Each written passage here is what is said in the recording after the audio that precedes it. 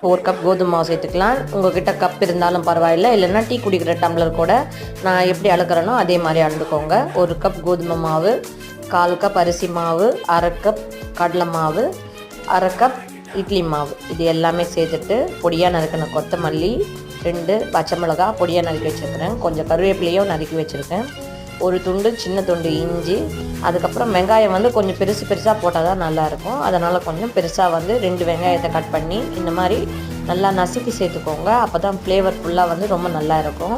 இப்போ 1/2 table spoon உப்பு சேர்த்துக்கிறேன், 1/4 டீஸ்பூன் பேக்கிங் சோடா சேர்த்துக்கோங்க. பேக்கிங் சோடா சேர்க்கும்போது நல்லா முறுமுறுப்பாக நல்லா கிறிஸ்பியாக இருக்கும். இப்போ நம்ம தேவையான அளவுக்கு தண்ணி சேர்த்துக்கலாம். முதல்ல நான் இப்போது 1 கப் தண்ணியை கொஞ்சம் கொஞ்சமாக சேர்த்து நல்லா வந்து பிசைஞ்சு எடுத்துக்கிறேன். தண்ணியை கொஞ்சம் கொஞ்சமாக சேர்த்து நல்லா வந்து இந்த மாவை வந்து கரைச்சி விட்டுக்கோங்க. ஒரு தோசை மாவு பதத்தை விட கொஞ்சம் திக்காக இருக்கணும். அதனால் தண்ணியை கொஞ்சம் பார்த்து நீங்கள் வந்து இந்த மாவை வந்து